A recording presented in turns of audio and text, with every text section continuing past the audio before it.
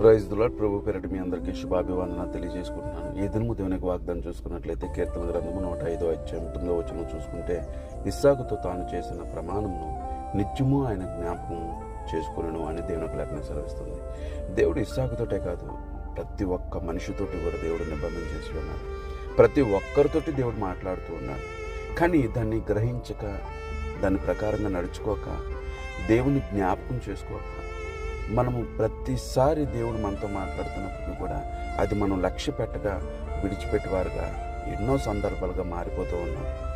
దేవునికి కోపం పుట్టించేవారుగా మారిపోతూ ఉన్నాం. దేవుడు ఇస్సాకుతోటే కాదు, నీతోటి కూడా మాట్లాడుతున్నాడు.